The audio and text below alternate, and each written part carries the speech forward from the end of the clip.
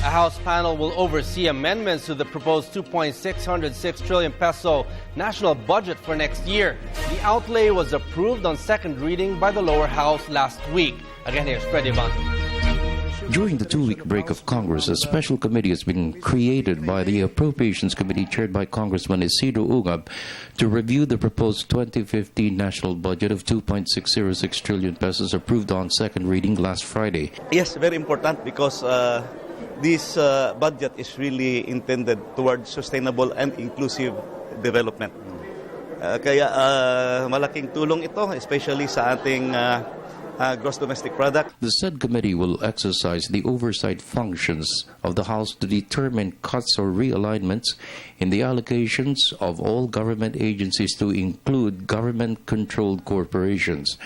No less than Speaker Feliciano Belmonte stressed the House will exercise its power over the purse as mandated in the Constitution to ensure every peso and centavo allocated for the budget is well spent. The budget deliberations, both in committee and in plenary this year, have been exceedingly spirited and incisive.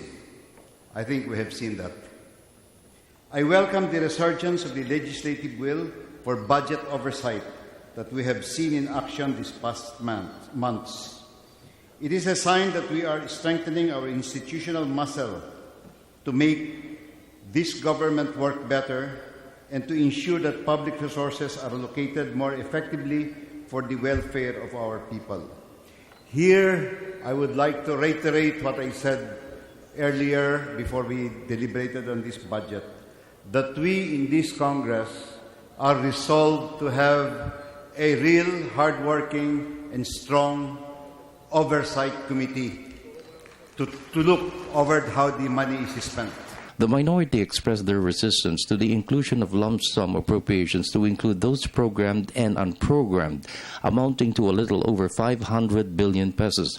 Another major issue is the definition of savings to make sure it complies with the Supreme Court's ruling of unconstitutionality, since the disbursement acceleration program was funded out of resources from savings in the budget from 2011 to 2012.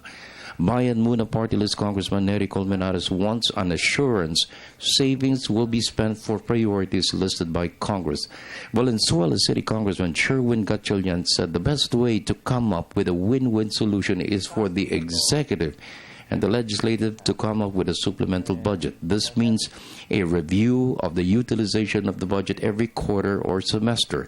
The executive will submit the list of unspent funds, ask Congress to realign the said funds for other projects or programs.